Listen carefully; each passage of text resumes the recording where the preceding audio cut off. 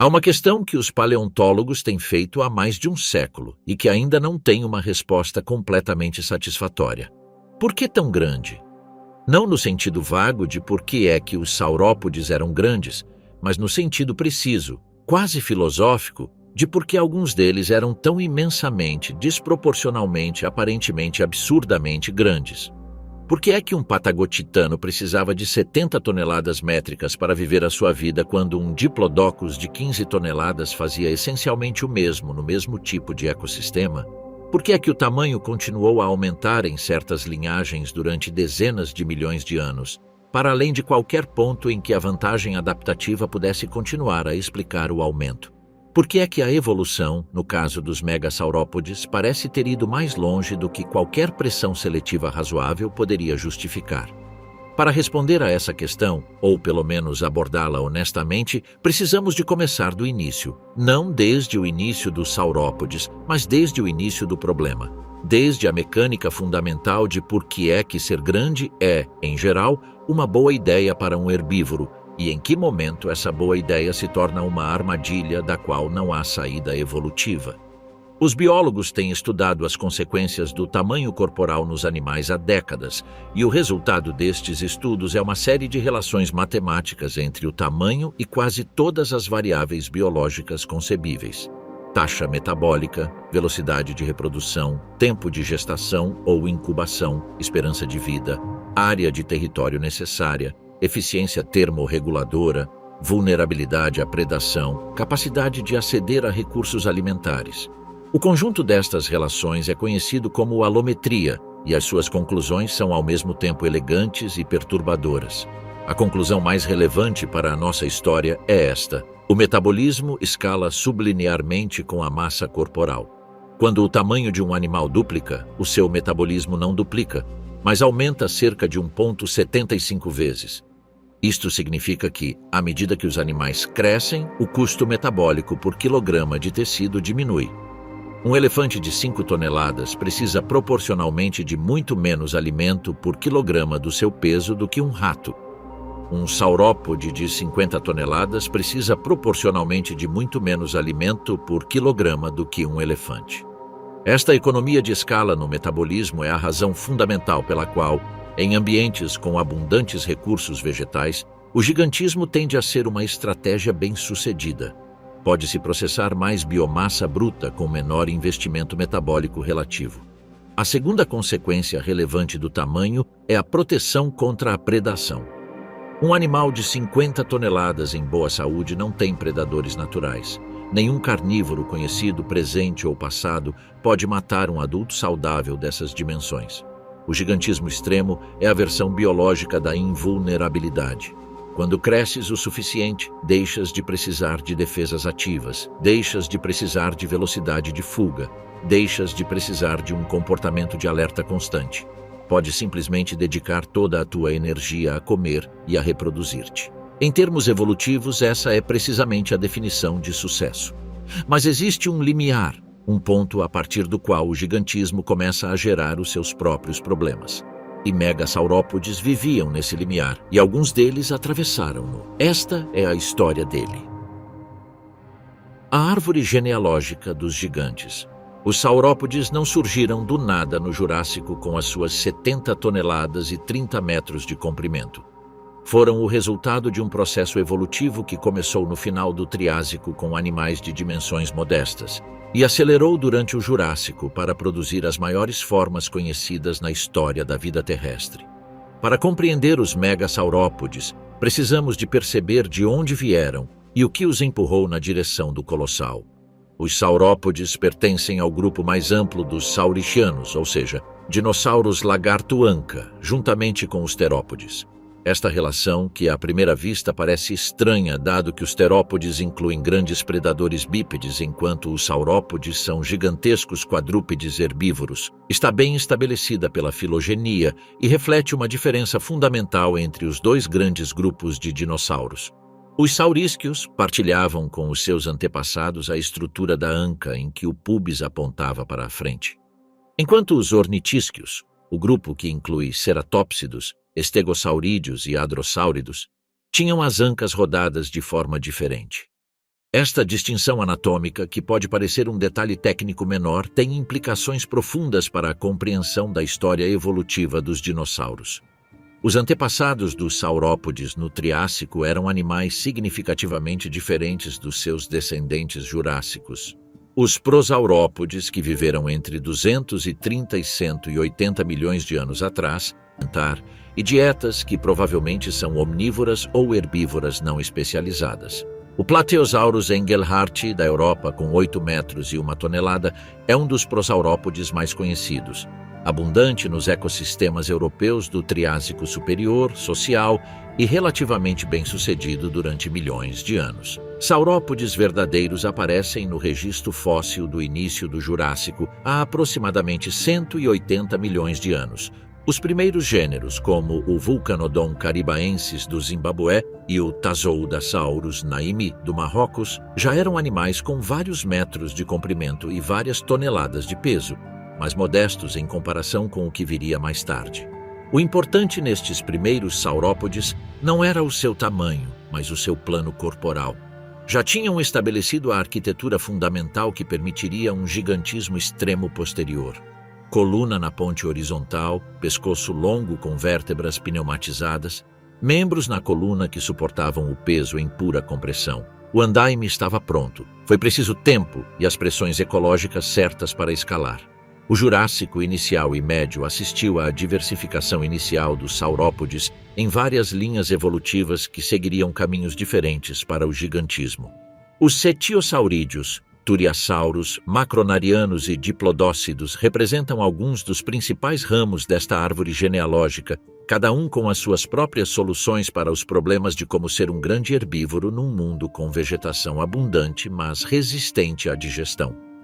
No final do Jurássico, alguns membros destas linhagens já tinham atingido tamanhos sem precedentes na história dos vertebrados terrestres. E no Cretácico, com os titanossauros, o processo atingiria o seu ponto mais extremo. Mas antes de falarmos dos gigantes individuais, precisamos de falar das inovações que tornaram o gigantismo possível.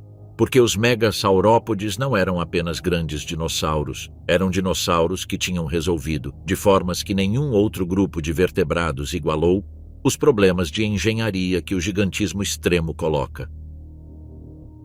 Engenharia para a enormidade. Imagine que é um engenheiro a quem lhe pedem para desenhar um animal de 50 toneladas, capaz de andar em 4 patas, alimentar-se exclusivamente de vegetação, manter os seus tecidos vitais oxigenados e a uma temperatura constante, e reproduzir-se com sucesso suficiente para manter uma população viável. O problema tem soluções, mas cada uma delas gera novos problemas que, por sua vez, exigem novas soluções. A evolução dos megasaurópodes é a história de como a seleção natural resolveu cada um desses problemas, num processo que durou mais de 100 milhões de anos e produziu alguns dos organismos biologicamente mais sofisticados que este planeta alguma vez conheceu. O primeiro dos saurópodes foi a pneumatização óssea, levada a extremos que não têm equivalente em nenhum outro grupo de vertebrados. As vértebras dos saurópodes não eram massas sólidas de tecido mineral. Eram escavadas por cavidades de ar interligadas com o sistema respiratório. Os sacos de ar que, tal como nas aves modernas, atuavam como foles para o fluxo contínuo de ar pelos pulmões.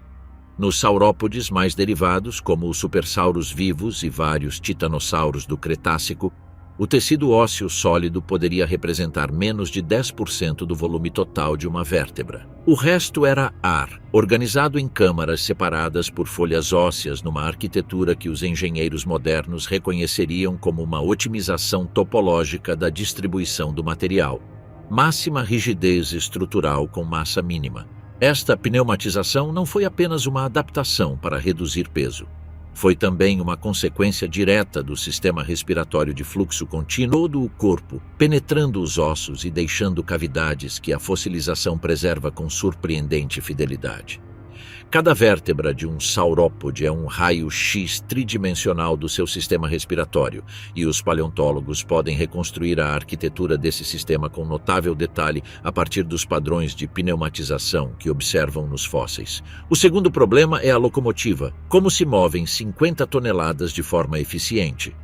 Os membros dos saurópodes eram verdadeiras colunas ósseas, com o fêmur praticamente vertical e praticamente direito, sem a curvatura que vemos nos grandes mamíferos, e os pés relativamente pequenos para o peso que suportavam.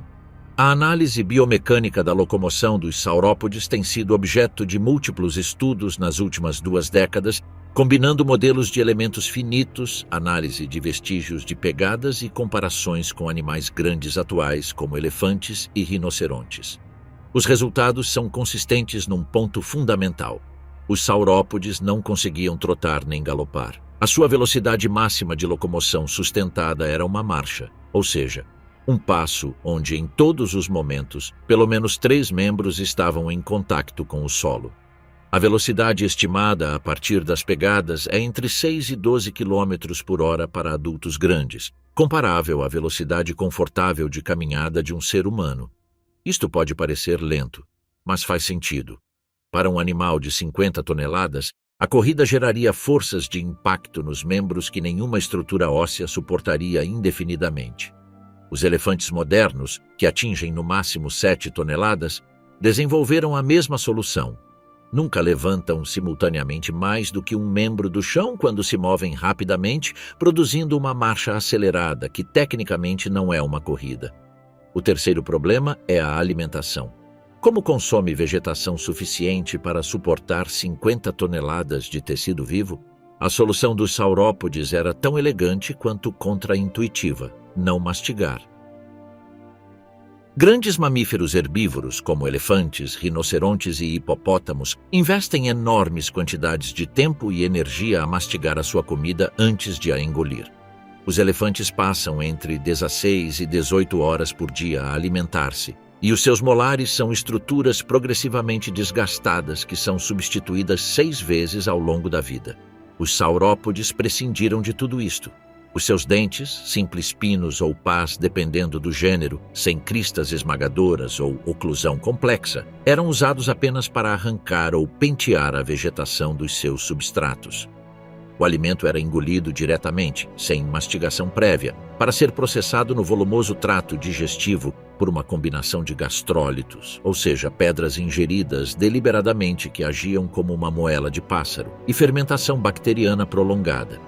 Esta estratégia permitia taxas de ingestão extraordinariamente elevadas. Sem tempo de mastigação, o saurópode podia arrancar e engolir vegetação quase continuamente. Modelos de captação para um brachiosaurus de 40 toneladas estimam necessidades alimentares entre 250 e 400 kg de vegetação por dia, aproximadamente o equivalente a um grande fardo de palha a cada 24 horas.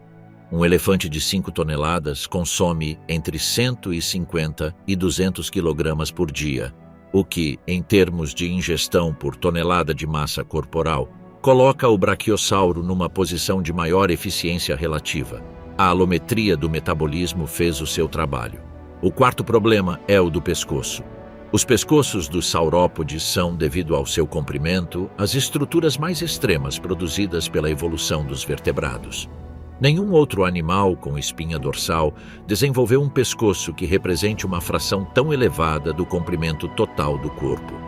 O pescoço dos supersauros vivos, estimado em 15 metros de comprimento num corpo total de 33 metros, representa quase 45% do comprimento do animal. A de Mamenchisaurus sinocanadorum, que poderia ter atingido 16 metros de pescoço num total estimado de 35 metros, supera-a. Como pode uma estrutura destas dimensões ser sustentada e movida sem um consumo de energia proibitivo? A resposta combinava pneumatização com uma arquitetura de ligamentos e tendões que permitia o suporte passivo do pescoço em certas posições, sem contração muscular contínua. A posição de repouso do pescoço do saurópode tem sido alvo de intenso debate, com posições que vão do pescoço horizontal ao pescoço quase vertical, dependendo do gênero e do método de análise. O que é claro é que cada gênero tinha uma posição de repouso e uma amplitude ativa de movimento, e que esta arquitetura determinava quanto do ambiente vegetal podia explodir sem mover o corpo. Os diplodócides, a elegância do comprimento. A primeira grande linhagem de megasaurópodes que merece um estudo detalhado é a dos diplodocídeos, um grupo que atingiu a sua máxima diversidade e maior tamanho no final do Jurássico da América do Norte e de África, e que representa talvez a solução mais elegante para o problema de ser um herbívoro gigante num mundo com vegetação abundante, mas irregularmente distribuída.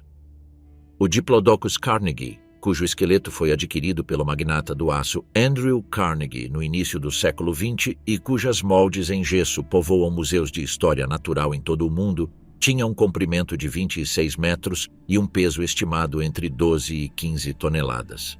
Pelos padrões dos megasaurópodes, não era excepcionalmente grande em termos de massa, mas as suas proporções eram notáveis. Um pescoço de cerca de 8 metros e uma cauda entre 15 e 16 metros, que representavam mais de 60% do seu comprimento total. A cauda do Diplodocus não era simplesmente um apêndice passivo. Era um contrapeso ativo ao pescoço, uma alavanca de equilíbrio que permitia ao animal mudar o centro de massa conforme necessário e possivelmente uma arma ativa capaz de produzir um impacto sônico quando abalado à velocidade máxima. A morfologia craniana do Diplodocus revela a sua estratégia alimentar. A cabeça era desproporcionalmente pequena para o corpo, com um focinho alongado e quadrado e dentes em forma de pino dispostos apenas na frente das mandíbulas, como um ancinho. Este tipo de dentição era perfeitamente adequado para pentear ramos e arrancar vegetação de forma massiva e rápida, mas absolutamente inadequado para mastigar.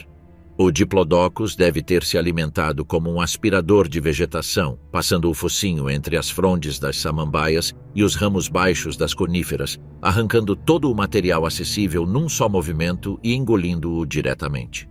Os supersauros vivos e os seismossauros Halorum levaram o plano corporal diplodócido ao extremo. Os supersauros, conhecido por fósseis encontrados no Colorado e no Wyoming desde 1972, poderia ter atingido entre 30 e 33 metros de comprimento total, com um pescoço estimado em 15 metros. O seu peso, no entanto, provavelmente situava-se entre 30 e 40 toneladas, um número extraordinariamente baixo para um comprimento tão extremo, confirmando que a estratégia diplodócida de usar comprimento em vez de massa como vantagem competitiva foi levada ao máximo. O Supersaurus foi possivelmente o animal mais longo que alguma vez existiu em terra, embora não fosse o mais pesado. Apatosaurus ajax e Apatosaurus louisei, que durante décadas foram confundidos com Brontosaurus, representavam o extremo oposto do espectro diplodócide. Em vez de maximizarem o comprimento, maximizavam a massa. Um Apatosaurus adulto podia pesar entre 30 e 35 toneladas, com um comprimento de 21 a 22 metros, o que produzia um animal muito mais compacto e robusto do que o Diplodocus ou o Supersaurus. O pescoço do Apatosaurus era visivelmente mais largo e musculado do que o dos seus parentes, com vértebras cervicais de maior diâmetro e processos laterais mais desenvolvidos, sugerindo uma musculatura cervical consideravelmente mais poderosa. Alguns investigadores propuseram que o Apatosaurus usava o pescoço de forma mais ativa como ariete ou como alavanca para derrubar vegetação mais resistente do que os diplodócidos de pescoço mais gracioso. Brachiosaurus altithorax e Giraffatitan brancai representam o ponto de máximo gigantismo dentro da linhagem Brachiosauridia, que é tecnicamente separada dos diplodócidos, mas partilha o período Jurássico superior como a época de máxima expressão. O Giraffatitan brancai, conhecido pelo impressionante esqueleto montado no Museu de História Natural em Berlim, que é o esqueleto de dinossauro mais alto do mundo, com mais de 13 metros de altura total, apresentava proporções radicalmente diferentes das do Diplodocus. Pescoço longo, mas orientado quase verticalmente em repouso, membros anteriores mais longos que os membros posteriores, produzindo um perfil corcundado, e um crânio com grandes narinas erguidas acima do focinho que durante décadas gerou especulações sobre se poderia ter uma probóscide. A sua massa estimada situa-se entre 40 e 60 toneladas, com a incerteza habitual associada às estimativas de massa em animais deste tamanho. A Formação Morrison, o Laboratório Jurássico. Para compreender os megasaurópodes do Jurássico Superior no seu contexto ecológico real, precisamos de passar algum tempo no ecossistema que melhor os preservou. A Formação Morrison aquela sequência de sedimentos depositada entre 156 e 147 milhões de anos atrás, no que são hoje os estados ocidentais da América do Norte. Morrison é a nossa janela mais detalhada para o mundo habitado pelos megasaurópodes, e o que essa janela revela é ao mesmo tempo mais complexo e mais dinâmico do que qualquer imagem simplificada de dinossauros a pastar em paisagens verdes pode sugerir. O clima de Morrison era sazonalmente árido. Não era a floresta úmida que por vezes se imagina para o Jurássico, mas sim um ambiente com estações secas, prolongadas, interrompidas por períodos de chuvas intensas, semelhantes em termos gerais à savana africana atual, mas com uma flora completamente diferente, sem gramíneas, sem árvores caducifólias no sentido moderno, sem plantas com flores. Os rios eram sazonais em muitas regiões, reduzindo para uma fração do seu caudal máximo durante os meses secos. Os paleossolos, ou seja, os solos fósseis que Morrison preserva em múltiplos níveis, mostram sinais de ciclos de umidade e seca que devem ter afetado profundamente a disponibilidade de vegetação para grandes herbívoros. Neste ambiente sazonalmente estressante, coexistiram pelo menos 4 ou 5 gêneros de grandes saurópodes: Brachiosaurus, Diplodocus, Camarasaurus, Apatosaurus e Brontosaurus, com presenças adicionais de gêneros mais raros como Haplocanthosaurus e vários táxons menores. Esta coexistência de múltiplos herbívoros gigantes no mesmo ecossistema intriga paleontólogos há décadas. Como poderia um ecossistema com estações secas pronunciadas suportar uma biomassa herbívora tão extraordinária? A resposta mais convincente envolve separar nichos alimentares. Análises de isótopos de carbono nos dentes dos diferentes gêneros, refletindo as propriedades isotópicas das plantas consumidas, que por sua vez diferem consoante o tipo de planta e a altura a que cresce, sugerem que cada gênero explorou uma porção diferente do ambiente vegetal disponível. Brachiosaurus, com seu pescoço elevado e membros anteriores mais longos, atingia o topo das coníferas a alturas de 10 a 15 metros. O Diplodocus, com o seu pescoço longo, mas mais horizontal, penteava a vegetação de altura média entre 2 e 6 metros, e possivelmente também a vegetação rastejante no solo. Camarasaurus, com um crânio mais robusto e mandíbulas mais fortes, podia processar vegetação mais resistente com ramos espessos e lenhosos e folhas de cícadas resistentes que os outros gêneros evitavam. Esta separação vertical e qualitativa do nicho alimentar reduziu a concorrência direta e permitiu a coexistência de uma diversidade de gigantes que, de outra forma, teria sido ecologicamente insustentável. Os vestígios das pegadas de Morrison acrescentam outra dimensão à pintura. Os sítios icnológicos, ou seja, os locais onde se preservam vestígios de pegadas de múltiplos indivíduos, mostram saurópodes a moverem-se em grupos organizados com os indivíduos mais jovens e menores dentro do grupo. Pegadas de um sítio do Texas mostram pelo menos 23 indivíduos de saurópodes a moverem-se na mesma direção com separações regulares entre si, numa evidência mais direta de comportamento gregário em animais destas dimensões. Mas as pegadas também mostram algo mais perturbador. Em alguns locais, as pegadas de grandes terópodes, provavelmente alosauros, aparecem paralelas às dos saurópodes, seguindo-os a uma distância constante.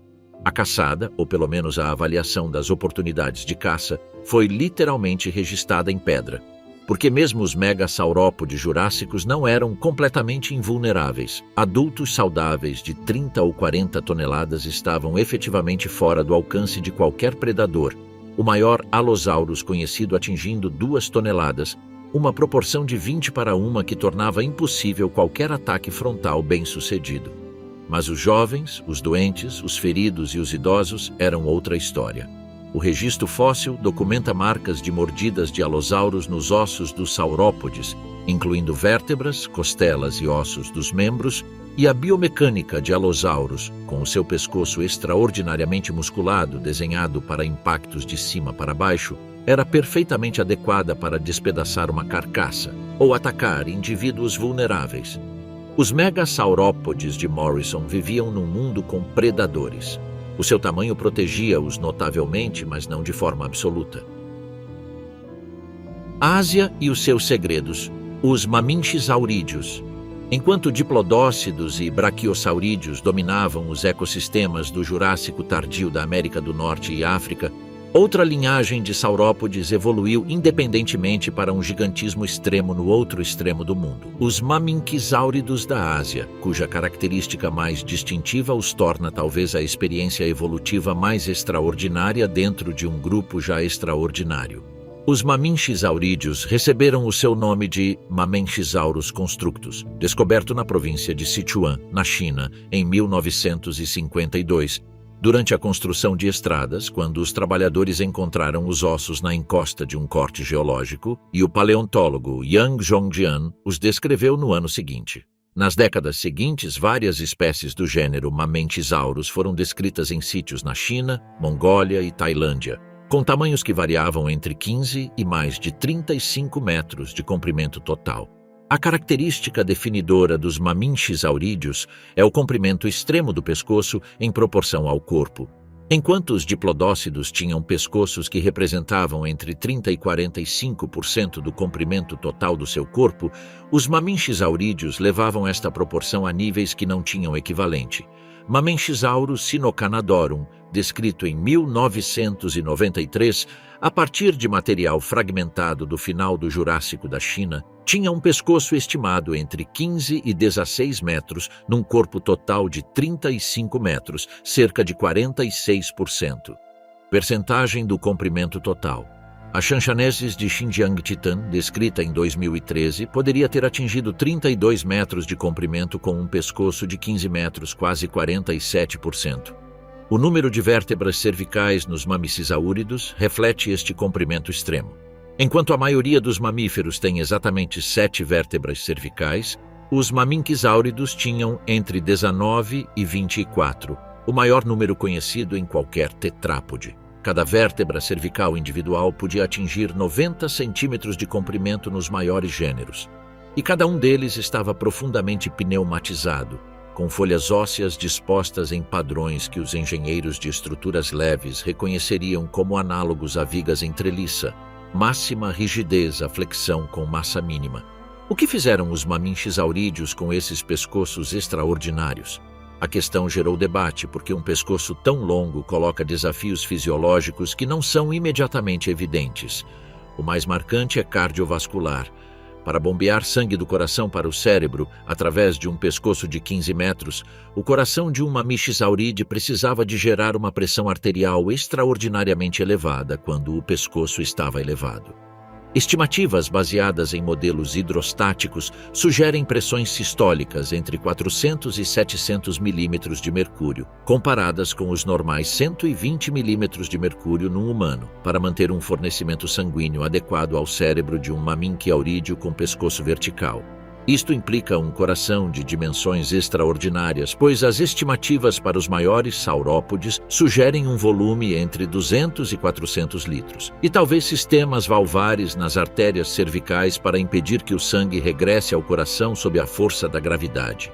As girafas modernas, que têm o mesmo problema numa escala muito menor, resolveram este problema com um coração desproporcionalmente grande, pesando mais de 11 kg num adulto, e com uma rede de vasos sanguíneos especializados na base do cérebro chamada rete mirabile, que amortece as variações de pressão quando a cabeça se move entre posições altas e baixas. Os saurópodes provavelmente tinham sistemas análogos, embora o registro fóssil não preserve tecidos moles cardiovasculares com frequência suficiente para confirmar isso diretamente. A posição de repouso do braço determina em grande parte a resposta à questão sobre para que servia este comprimento extremo. Se o pescoço fosse mantido principalmente horizontal, como algumas análises biomecânicas sugerem com base na forma das facetas articulares entre as vértebras, então a sua função era principalmente estender o raio horizontal de forrageamento. Um mamichisaúrido em pé podia aceder à vegetação de uma enorme superfície sem mover o corpo. Se o pescoço pudesse ser elevado a ângulos significativos, então o acesso à vegetação em altitude nas copas das árvores do Jurássico Asiático, que incluía coníferas e ginkgos de altura considerável, era a principal vantagem. As evidências atuais sugerem que a realidade foi uma combinação de ambas as funções, com diferentes gêneros otimizados para diferentes estratégias dentro do mesmo plano corporal global. O Cretácico e os titanossauros, a escalada final. Se o Jurássico foi a primeira grande era dos megassaurópodes, o Cretácico foi o seu culminar. E o culminar tinha um nome: Titanossauros. O clado Titanosauria, que inclui todos os saurópodes mais intimamente relacionados com Saltasaurus loricatus do que com Brachiosaurus altithorax, foi o grupo de saurópodes que sobreviveu até ao final do Cretácico e que, nos seus representantes mais extremos, atingiu os maiores tamanhos absolutos conhecidos na história dos animais terrestres. Os titanossauros não eram simplesmente diplodócidos ou braquiosaurídeos escamados. Eram uma linhagem com as suas próprias soluções anatômicas para o problema do gigantismo, algumas das quais diferiam significativamente das dos seus parentes jurássicos. A diferença mais notável era esquelética. As vértebras dos titanossauros tinham articulações procoelianas, ou seja, com uma face anterior côncava e uma face posterior convexa, semelhantes a uma bola na sua taça, que diferia das articulações planas ou ligeiramente côncavas convexas dos diplodócides. Esta morfologia conjunta conferia ao espinho do titanossauro maior flexibilidade lateral, o que lhes teria permitido maior manobrabilidade apesar do seu tamanho extremo. A linhagem dos titanossauros também mostrou, em alguns dos seus ramos, o aparecimento de osteodermes, placas ósseas dérmicas embutidas na pele, que não são conhecidas noutros saurópodes. Saltasaurus loricatus, descoberto na Argentina em 1980 e nomeado em homenagem à província de Salta, onde foi encontrado, foi o primeiro saurópode em que estes osteodermes foram documentados, causando uma revisão considerável das ideias sobre a superfície corporal dos saurópodes em geral. Os osteodermes de saltassauros variavam desde placas ovais com vários centímetros de diâmetro até nódulos menores espalhados pela pele, formando uma armadura flexível que não impediria o movimento. Mas teria acrescido proteção contra os dentes dos abelissaurídeos, os predadores característicos de Gondwana no Cretácico, mas osteodermas e articulações procoelianas são detalhes secundários. A principal característica dos titanossauros no contexto deste documentário é o seu tamanho. E quando falamos do tamanho dos maiores titanossauros, estamos a falar de números que exigem uma pausa para serem plenamente apreciados. O Patagotitan maiorum, descrito cientificamente em 2017 a partir de um exemplar extraordinariamente completo encontrado na província de Chubut, Argentina, é hoje o maior animal terrestre conhecido com o melhor respaldo fóssil. As estimativas da sua massa, baseadas na circunferência dos ossos dos membros, o método mais fiável disponível para estimar o peso de animais extintos, variam entre 69 e 77 toneladas métricas. O seu fêmur media 2 metros e 40 centímetros de comprimento e tinha uma circunferência que exigia que 2 pessoas o abraçassem. O seu comprimento total é estimado entre 36 e 37 metros. É o maior animal a ter caminhado na superfície deste planeta, com o nível de certeza que o registro fóssil permite. Mas o Patagotitan não estava sozinho. Argentinosaurus winculensis, conhecido por fragmentos muito mais raros como algumas vértebras dorsais, fragmentos de costelas e uma fíbula, mas cujas dimensões são igualmente extraordinárias, gerou estimativas de massa que variam entre 70 a 100 toneladas, dependendo do método utilizado e das suposições sobre as proporções do animal. A incerteza é tão grande que alguns paleontólogos consideram inútil tentar estimar a sua massa com os materiais disponíveis. O que é claro é que era um animal de dimensões pelo menos comparáveis ao Patagotitan e possivelmente maiores. Dreadnoughtus shrani, descoberto na Patagônia Argentina e descrito em 2014, acrescenta outra dimensão ao quadro dos megassaurópodes do Cretácico. Com um comprimento estimado entre 26 e 30 metros e uma massa estimada entre 36 e 7 toneladas, o Dreadnoughtus destaca-se não só pelo seu tamanho, mas pelo facto de o espécime tipo, como o indivíduo de onde a espécie foi chamada, mostrar sinais de que ainda não tinha atingido o tamanho adulto quando morreu. Os ossos dos membros não apresentam a fusão das epífises nem das extremidades dos ossos longos, o que indica maturidade esquelética nos dinossauros.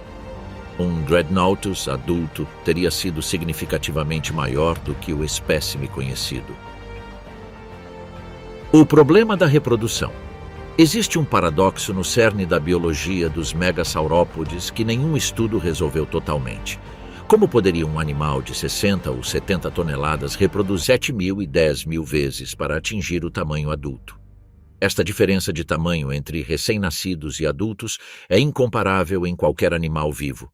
O elefante africano, o maior animal terrestre atualmente, nasce com entre 100 e 120 quilogramas e atinge 5.000 quilogramas na maturidade, um fator de 40 a 50. Os megasaurópodes tiveram de ultrapassar este fator por uma ordem de grandeza. A implicação é que o crescimento pós-natal deve ter sido extraordinariamente rápido durante as primeiras décadas de vida e que os animais jovens devem ter necessidades alimentares e comportamentos ecológicos radicalmente diferentes dos adultos. As análises osteohistológicas, ou seja, são as taxas de crescimento de vários saurópodes. Apatosaurus louisei, um dos saurópodes jurássicos mais antigos, louisei, um dos saurópodes jurássicos mais estudados em termos de crescimento, atingiu cerca de 90% da sua massa adulta em 15 anos. Para os titanossauros do Cretácico, os dados são mais escassos, mas as análises disponíveis sugerem taxas semelhantes ou até mais elevadas, com indivíduos que poderiam ter atingido a maturidade reprodutiva aos 20 ou 25 anos. A relativa pequenez dos ovos tem uma explicação física. O tamanho máximo de um ovo é limitado pela necessidade de troca gasosa através da casca. O embrião precisa de receber oxigênio e expelir dióxido de carbono, e ambos os processos ocorrem por difusão através dos poros da casca. Quanto maior o ovo, maior o volume de tecido embrionário que deve ser oxigenado, mas a superfície da casca não cresce ao mesmo ritmo que o volume. Existe um tamanho máximo acima do qual o embrião não consegue receber oxigênio suficiente, mesmo com uma casca porosa. E esse tamanho é aproximadamente o dos maiores ovos de saurópodes conhecidos. Um ovo com 30 centímetros de diâmetro já estava no limite do que era fisiologicamente viável. Locais de ninhos de titanossauros na Argentina mostram que estes animais nidificavam em colônias densas, com ninhos separados por distâncias de apenas 1 ou 2 metros. A proximidade dos ninhos sugere que os adultos não incubavam fisicamente os ovos, mas os enterravam no solo ou os cobriam com vegetação em decomposição para que o calor biológico ou geotérmico os incubasse passivamente, ao estilo dos répteis atuais e de algumas aves megapodes. O que aconteceu aos jovens depois de eclodidos é uma das grandes incógnitas na biologia dos megasaurópodes. Em Alcamauevo, foram encontrados embriões com pele preservada que apresentam uma textura de pequenas escamas poligonais, sem penas ou estruturas filamentosas visíveis e com dentes já formados e funcionais. Os jovens eram provavelmente precoces, ou seja, capazes de se alimentar independentemente desde o primeiro dia, como os filhotes de muitas aves, em vez de altriciais, ou seja, dependentes dos cuidados parentais para sobreviver, como os humanos. O simples facto de os adultos não conseguirem incubar os ovos ou aproximar-se dos ninhos sem os esmagar, sugere que o contato físico entre adultos e crias recém-nascidas era mínimo ou inexistente. Patagônia, o epicentro dos gigantes. Se há uma região do mundo que transformou a nossa compreensão dos megasaurópodes nas últimas 4 décadas, essa região é a Patagônia Argentina. Não por uma única razão, mas devido à convergência de fatores geológicos, paleontológicos e científicos que fez desta região o local onde os limites do gigantismo dinossaurário continuam a ser reescritos quase todos os anos. A geologia patagônica é excepcional para a preservação de fósseis do Cretácico Superior. As formações sedimentares das províncias de Neuquén, Rio Negro, Chubut e Santa Cruz incluem camadas de argilas, arenitos e siltitos depositados em ambientes fluviais e lacustres durante o Cretácico Superior que foram expostos à superfície por erosão diferencial dos últimos milhões de anos. O clima árido da Patagônia moderna, com pouca vegetação a cobrir o substrato rochoso, facilita a exposição de fósseis à erosão do vento e da água, e a baixa densidade populacional humana da região faz com que muitos sítios permaneçam em condições ótimas de preservação até serem descobertos pelos paleontólogos. Argentinosaurus uinculensis foi descrito em 1993 a partir de material encontrado na formação Uincul de Neuquén pelo paleontólogo Rodolfo Coria e pelo proprietário do rancho onde os fósseis foram encontrados, José Bonaparte. Durante anos foi considerado o maior dinossauro conhecido, com estimativas de massa superiores a 80 toneladas em algumas reconstruções.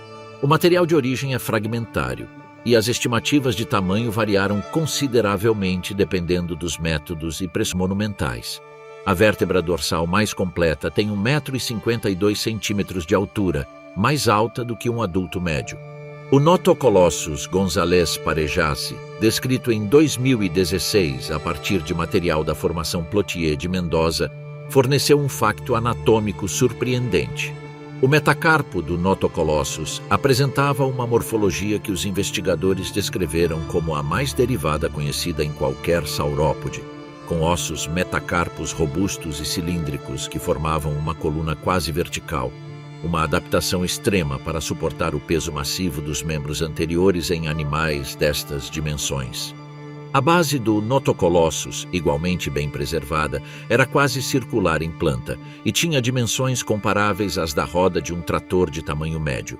Futalogincosaurus duquei, descrito em 2007 a partir de material excepcionalmente completo da Formação Portezuelo de Neuquén, forneceu o esqueleto mais completo de um saurópode com mais de 30 metros conhecido até a data. Aproximadamente 70% do esqueleto foi preservado, incluindo a maior parte das vértebras da coluna, o escapular e os cinturões pélvicos, e fragmentos dos membros. Com um comprimento estimado entre 32 e 34 metros e uma massa estimada entre 30 e 40 toneladas, Futalogincosaurus não era o maior titanossauro patagônico, mas era de longe o mais conhecido. E os detalhes anatômicos fornecidos pelo seu esqueleto relativamente completo foram essenciais para reconstruções de outros gêneros conhecidos a partir de material mais fragmentário. A história de Patagotitan maiorum merece um relato detalhado porque é também a narrativa de como funciona a paleontologia moderna no século XXI. Em 2011, um funcionário do rancho La Flecha, na província de Chubut, chamado Aurélio Hernández, notou um enorme osso a sobressair de uma encosta erodida. Chamou os paleontólogos do Museu Egídio Ferúglio de Trelew, que iniciaram as escavações no ano seguinte. O que encontraram nos 4 anos seguintes de trabalho no terreno foi um conjunto de fósseis de pelo menos 6 indivíduos da mesma espécie de titanossauro, com a completude total do espécime mais representado de cerca de 70%. O trabalho de preparação dos fósseis no laboratório durou vários anos adicionais antes de a equipa liderada por José Luiz Carballido e Diego Paul conseguir publicar a descrição formal da espécie em 2017. Demorou 6 anos até que Patagotitan passasse do campo para a revista científica. África e Europa, os gigantes esquecidos. A narrativa popular dos megasaurópodes tende a concentrar-se na América do Norte e na Patagônia Argentina. Mas o gigantismo dos saurópodes não era um fenômeno exclusivamente americano. África e Europa, cujos registros paleontológicos de saurópodes são menos divulgados, mas não menos extraordinários, contribuem com dimensões essenciais para a compreensão do fenômeno global do gigantismo nestes animais. A formação Tendaguru da Tanzânia, escavada em 3 grandes expedições, uma alemã entre 1909 e 1913 e 2 mais recentes, produziu alguns dos saurópodes mais importantes da história da paleontologia. Girafatitan brancai, que já mencionamos em relação ao Jurássico Superior, é o mais conhecido, mas o Tendaguru também foi o lar de Janenchia robusta e Tendaguria tanzaniensis, titanossauros relativamente primitivos que documentam a presença desta linhagem em África já no Jurássico Superior, antes do que se sabia anteriormente. A semelhança entre a fauna do Tendaguru e a da Formação Morrison, na América do Norte, foi, durante décadas, um dos principais argumentos para a hipótese de uma ligação terrestre tardia entre a América do Norte e África, embora a explicação mais amplamente aceite hoje envolva a dispersão por arquipélagos. No Cretácico, o norte de África produziu uma fauna de saurópodes que complementa e, em alguns aspectos, supera a patagônica em termos de diversidade e potencial de tamanho. Estromeros paralititanos, descritos em 2001 a partir de material encontrado na formação Bahariya, no Egito, tinham um número com 1,69 m de comprimento, implicando uma massa estimada entre 50 e 70 toneladas. Os paralititanos viviam num ambiente de mangais costeiros do Cretácico Médio, um habitat completamente diferente dos ambientes continentais da Patagônia, sugerindo que os megasaurópodes eram capazes de explorar uma variedade muito maior de ecossistemas do que por vezes se pensa. Huquatitan bisepultus e Shingopana songuensis, ambos descritos a partir de material do Cretácico Superior da Tanzânia nos últimos anos, documentam a presença de titanossauros de grande porte na África Oriental, durante o mesmo período em que os gigantes patagônicos atingiram as suas dimensões máximas. Estas espécies africanas são importantes porque ajudam a mapear os padrões de dispersão global dos titanossauros, quando as faunas africanas e sul-americanas se separaram à medida que o Oceano Atlântico se expandiu, que linhagens cruzaram entre continentes em que época, e como o gigantismo evoluiu independentemente em diferentes continentes. A Europa, no final do Cretácico, era um arquipélago. Os mares epicontinentais inundaram grande parte do que hoje é o continente europeu, deixando ilhas e penínsulas onde os dinossauros evoluíram em condições de isolamento insular. As consequências do isolamento insular para grandes herbívoros são bem conhecidas na biologia evolutiva moderna: nanismo insular, a redução de tamanho que ocorre quando uma população está isolada numa ilha com recursos limitados e sem grandes predadores. Os saurópodes europeus do Cretácico Superior apresentam exatamente este fenômeno. Magyarosaurus dacus da Romênia, Ampelosauros atacis do sul de França, Lirainosaurus astibiae do norte de Espanha eram todos titanossauros significativamente menores do que os seus parentes continentais, com massas estimadas entre 3 e 10 toneladas, uma fração do tamanho dos gigantes patagônicos. São megasaurópodes miniatura, uma experiência evolutiva inversa que ilustra com perfeita clareza que o gigantismo não era uma tendência inevitável, mas uma resposta a condições específicas que podiam ser revertidas quando essas condições mudavam. Os limites do gigantismo. Quando a evolução encontrou o seu teto. A questão que temos contornado desde o primeiro capítulo merece agora uma resposta direta. Havia um limite para o tamanho dos saurópodes? Existiria um teto biológico ou físico para além do qual nenhum saurópode poderia ter sobrevivido? E se tal telhado existisse, estariam os megasaurópodes maiores perto dele ou ainda haveria espaço para ir mais longe? Modelos biomecânicos disponíveis sugerem que o telhado existia e que alguns megasaurópodes do Cretácico poderão ter estado perto dele. O argumento mais forte vem da mecânica dos membros. À medida que a massa de um animal aumenta com o cubo das suas dimensões lineares, enquanto a secção transversal dos seus ossos só aumenta com o quadrado, existe um tamanho em que os ossos dos membros não conseguem suportar o peso do corpo sem fraturarem. Os elefantes atingiram parcialmente este limite. Os ossos dos membros têm uma relação massa óssea / secção transversal próxima do máximo tolerável sem fratura por fadiga durante a locomoção normal.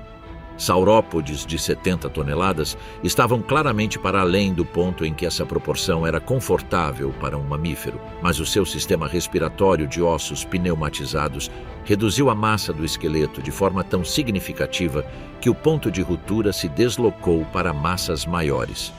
Os cálculos mais rigorosos, publicados por investigadores como Paul Upchurch, Matt Weddell e Mark Hallett, sugerem que o limite teórico de massa para um saurópode situa-se entre 80 e 120 toneladas.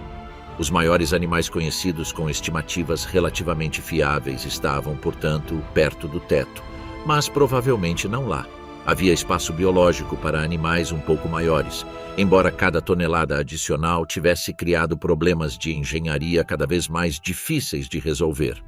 O fator limitante mais provável no extremo superior do tamanho dos saurópodes não era a força óssea, mas sim a energia reprodutiva. À medida que a massa aumenta, o tempo até a maturidade reprodutiva aumenta, pelo que levaria entre 20 a 30 anos para um titanossauro de 70 toneladas atingir a maturidade reprodutiva. O intervalo entre ninhadas consecutivas está a aumentar. O número de ovos por postura não pode aumentar indefinidamente porque cada indivíduo adicional requer espaço e recursos durante o período de incubação. O resultado é uma taxa reprodutiva intrínseca que diminui com o tamanho, e em algum momento essa taxa torna-se tão baixa que a população não consegue recuperar de perturbações como secas, epidemias ou eventos de predação em massa sobre as crias. Animais maiores têm populações inerentemente mais vulneráveis, e existe um tamanho para além do qual a vulnerabilidade da população supera a vantagem individual do tamanho. Existem também argumentos sobre ecossistemas. Os maiores megasaurópodes precisavam de enormes quantidades de vegetação para se sustentarem, e os rebanhos destes animais podiam transformar radicalmente a paisagem em curtos períodos. Modelos ecológicos dos ecossistemas do Cretácico Patagônico sugerem que as densidades populacionais dos titanossauros gigantes tinham de ser muito baixas, talvez 1 a 2 indivíduos por 100 km², para que o ecossistema vegetal recuperasse da sua herbivoria. Nestas densidades populacionais, o tamanho mínimo viável da população, ou seja, o número de indivíduos abaixo do qual a consanguinidade e a estocasticidade demográfica tornam a extinção inevitável, torna-se um limiar difícil de ultrapassar. Os maiores megasaurópodes viviam, em termos populacionais, numa lâmina afiada.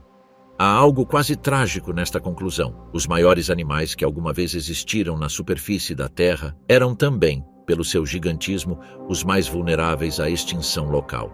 O seu enorme tamanho individual tornava-os praticamente invulneráveis à predação enquanto adultos. Mas o seu enorme tamanho populacional tornava-os dependentes de vastos territórios, ecossistemas estáveis e produtivos e taxas de reprodução que qualquer perturbação poderia desestabilizar. Eram invulneráveis como indivíduos e frágeis como espécie. E a história dos últimos 66 milhões de anos da Terra é, em parte, a história do que acontece aos animais que carregam esse tipo de vulnerabilidade embutida na sua biologia. Predadores de escamas, que caçavam os gigantes. Nenhuma história dos megasaurópodes estaria completa sem falar dos animais que partilhavam os seus ecossistemas no papel de predadores, não porque os predadores pudessem caçar regularmente adultos saudáveis, mas porque a relação entre saurópodes gigantes e os seus predadores é um dos capítulos mais reveladores da paleoecologia mesozoica. Na formação escala monumental, Giganotosaurus carolinei, com 12 a 13 metros de comprimento e uma massa estimada de 8 a 10 toneladas, foi contemporâneo de Argentinosaurus e provavelmente a sua principal interação predatória.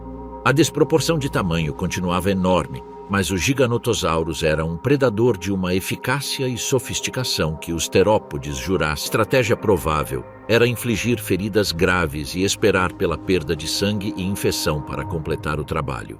Carcharodontosaurus saharicus, do norte de África, contemporâneo de Paralititã, tinha dimensões semelhantes às de Giganotosaurus e morfologia craniana comparável. Foram contemporâneos, respectivamente, de 2 dos maiores megasaurópodes do Cretácico. A coevolução entre o tamanho dos predadores e o tamanho das presas disponíveis é evidente mesmo a esta escala extrema. Não faz sentido evolutivo ser um carnívoro de 10 toneladas num ecossistema sem presas de 100 toneladas, porque o custo de manter esse tamanho não pode ser coberto por presas pequenas. O Tyrannosaurus rex do Cretácico final da América do Norte, com as suas 6 a 9 toneladas e 12 a 13 metros, não coexistia com os megasaurópodes maiores, pois quando o T-Rex evoluiu, os saurópodes da América do Norte tinham diminuído significativamente em tamanho e diversidade em comparação com os do Jurássico. As suas principais presas eram hadrossauros e ceratopsídeos com entre 3 e 10 toneladas, ou seja, animais grandes, mas bem abaixo da escala de um Patagotitan. No entanto, o T-Rex é relevante para a nossa história porque ilustra uma tendência que se repete várias vezes na história do Mesozoico. À medida que os saurópodes gigantes se tornam mais raros ou desaparecem de um ecossistema, os predadores de topo evoluem para estratégias destinadas a explorar as presas que permanecem, e não as que já não existem. O fim dos gigantes. Os megasaurópodes não desapareceram de uma só vez. A sua história final é mais complexa e mais subtil do que a simples imagem de uma extinção em massa que extermina os maiores animais da história. E compreender essa história final diz-nos coisas importantes sobre a fragilidade dos extremos evolutivos e sobre o que acontece às linhagens que levaram uma tendência adaptativa até aos seus limites. Durante o Cretácico Superior, os saurópodes sofreram um declínio relativo na Laurásia, a massa terrestre do norte. Na América do Norte, os saurópodes do Jurássico Superior foram substituídos por hadrossauros e ceratópsidos como os herbívoros dominantes dos ecossistemas continentais. Os saurópodes que sobreviveram na América do Norte durante o Cretácico Superior, como o Alamosaurus sanjuanensis, um grande titanossauro que recolonizou a América do Norte a partir da América do Sul no início para formar o Istmo, eram gigantes, sim, mas menos diversos e provavelmente menos abundantes do que os seus predecessores jurássicos. Em Gondwana, os titanossauros mantiveram a sua dominância até ao final do Cretácico. Os saurópodes sobreviveram no hemisfério sul até ao mesmo nível estratigráfico que marca a extinção, há 66 milhões de anos, com o mesmo grau aparente de normalidade que os hadrossauros no norte. Não havia sinais de declínio gradual iminente nos ecossistemas do Cretácico Superior da Patagônia. Os megasaurópodes estavam lá, no seu ecossistema, a alimentar-se e a reproduzir-se, até que o mundo mudou tão rápida e radicalmente que nenhuma estratégia adaptativa conseguiu compensar isso. A extinção Cretácico-Paleógeno, há 66 milhões de anos, foi devastadora para todos os dinossauros não aviários, mas foi especialmente devastador para animais maiores.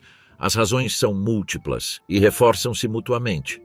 O impacto do inverno colapsou a fotossíntese à escala global durante meses ou anos.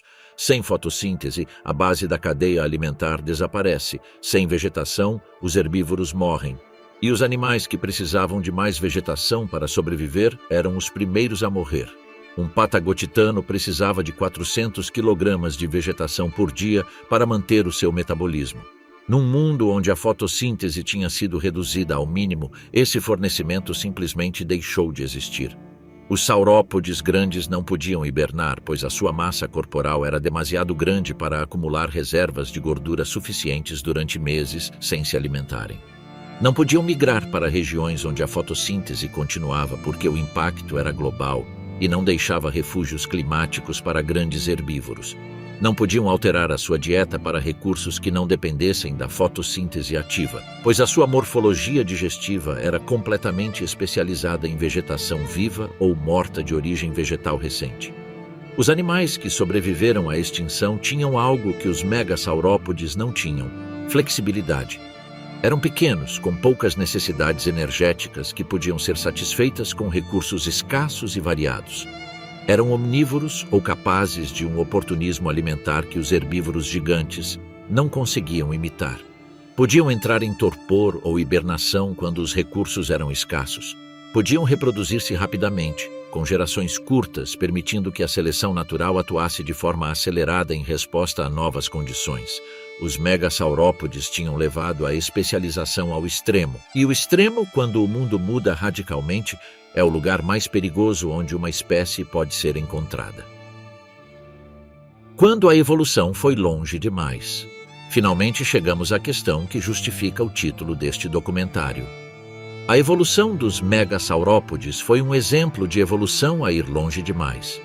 Houve um momento em que o gigantismo destes animais se tornou uma armadilha evolutiva da qual não havia saída. E se isso aconteceu, o que nos diz sobre como a evolução funciona nos extremos? A resposta honesta é que a evolução não pode ir demasiado longe em sentido absoluto. A evolução não tem direção, nem intenção, nem conceito de demasiado. A seleção natural favorece características que, num dado ambiente, aumentam a sobrevivência e reprodução dos indivíduos que as possuem.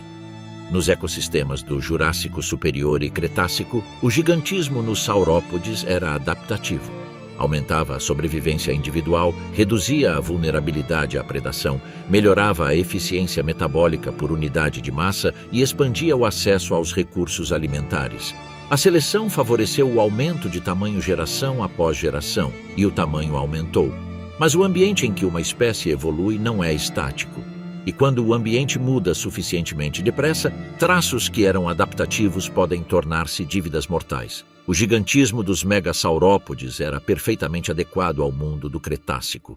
Foi uma resposta razoável e bem-sucedida às pressões seletivas desse mundo. O que ele não conseguiu fazer foi preparar esses animais para um mundo radicalmente diferente que chegou em poucos meses. Neste sentido, a história dos megasaurópodes não é uma história de excesso evolutivo, mas sim uma história de contingência radical, de como as soluções evolutivas para os problemas do presente podem tornar-se obstáculos intransponíveis quando o presente é abruptamente transformado num futuro completamente diferente. É a mesma história que se repete em todas as extinções em massa na história da Terra. Os especialistas, os grandes, os altamente adaptados morrem primeiro. Os generalistas, os pequenos, os flexíveis sobrevivem. E dos sobreviventes, no tempo geológico seguinte, emerge uma nova fauna de especialistas, novos grandes, novos altamente adaptados, até que a próxima catástrofe faça o trabalho novamente. Os megasaurópodes também nos dizem algo sobre os limites do conhecimento paleontológico. O maior animal que alguma vez andou pela Terra pode ainda não ter sido encontrado. As formações geológicas do Cretácico que preservam a fauna terrestre são abundantes na América do Sul, mas também em África, Ásia Central e regiões da Europa de Leste, que têm sido relativamente pouco exploradas por razões históricas, políticas e econômicas. Todos os anos, os sítios patagônicos produzem novos gêneros e novos exemplares que alteram as estimativas do tamanho máximo para cima. O recorde de Patagotitã pode ser batido por um fóssil que está a ser erodido neste momento pelo vento patagônico, à espera que alguém o encontre. Os métodos de estudo destes animais estão a melhorar continuamente. A tomografia sincrotrão permite reconstruir a arquitetura interna dos ossos dos saurópodes com uma resolução que teria sido impossível há 10 anos, revelando detalhes do sistema traqueal e da distribuição do tecido ósseo que informam estimativas de massa com maior precisão do que qualquer medição externa. Análises de isótopos estáveis em dentes e ossos permitem reconstruir dietas, áreas geográficas e taxas de crescimento com uma precisão que há uma geração teria parecido ficção científica. Modelos computacionais de dinâmica dos fluidos permitem simular a hemodinâmica de um pescoço de 15 metros, com um rigor quantitativo que estudos puramente anatômicos não conseguem alcançar. E, no entanto, há aspectos da biologia dos megasaurópodes que provavelmente permanecerão inacessíveis para sempre. Não saberemos ao certo que sons, se algum, produziram. Não saberemos se tinham uma vida social complexa ou se eram animais de comportamento relativamente simples. Não saberemos se as fêmeas e os machos diferiam visualmente em aspectos importantes para o seu comportamento reprodutivo. Não saberemos como cheirava o mundo do ponto de vista de um titanossauro, nem o que ele via com os seus olhos laterais de grande alcance enquanto se movia por uma floresta de angiospermas do Cretácico. O que sabemos é que estes animais existiram, que durante mais de 100 milhões de anos caminharam na superfície deste planeta, comeram, reproduziram-se, criaram os seus filhos, sobreviveram a secas, doenças e predadores e deixaram o rastro indelével da sua passagem na rocha. Que o ecossistema em que viviam era tão rico e produtivo que podia sustentar dezenas de animais de 50 ou 70 toneladas por 100 quilômetros quadrados. Que o planeta Terra era, nessa altura, um lugar hoje irreconhecível, mais quente, mais verde, mais cheio de vida nas suas formas mais extremas. Quando escavamos um fêmur de 2,40 metros do solo patagônico, quando precisamos de um guindaste para o remover do local, quando o medimos e calculamos que foi o suporte de 70 toneladas de vida, não estamos apenas a aprender sobre um animal extinto. Estamos a medir a distância entre o mundo que foi e o mundo que é. Estamos a medir a temperatura de um planeta que foi capaz de produzir a maior vida que alguma vez existiu e que hoje, sob diferentes pressões e em grande parte causados por nós, está no processo de perder até a vida mais modesta. Os megasaurópodes deixaram-nos os seus ossos. Deixaram as suas pegadas na pedra. Deixaram-nos com a questão de saber se a vida neste planeta poderá alguma vez produzir algo tão extraordinário como um animal de 70 toneladas que anda, come, respira, cuida dos seus jovens num mundo de vegetação infinita. A resposta, dados os ritmos da evolução e a escala do tempo geológico, é provavelmente sim. Que se lhe dermos tempo e estabilidade suficientes, a vida na Terra tende para o extremo, para o improvável, para o que à primeira vista parece impossível. Mas o tempo e a estabilidade são precisamente o que estamos a consumir mais rapidamente do que qualquer outro recurso. E os megasaurópodes são o lembrete mais revelador do planeta sobre o que acontece à vida quando o mundo muda demasiado rápido para qualquer adaptação acompanhar. Aquele fêmur de 2,40 metros no solo da Patagônia.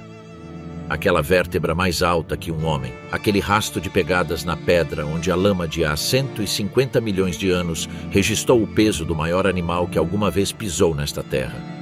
São mensagens de um mundo que foi dirigidas a um mundo que é, sobre um mundo que poderia deixar de existir. A paleontologia, no fim de contas, não é apenas o estudo do passado. É a única ciência que nos pode mostrar, com a evidência dos ossos, para onde cada uma das direções que a vida pode seguir leva.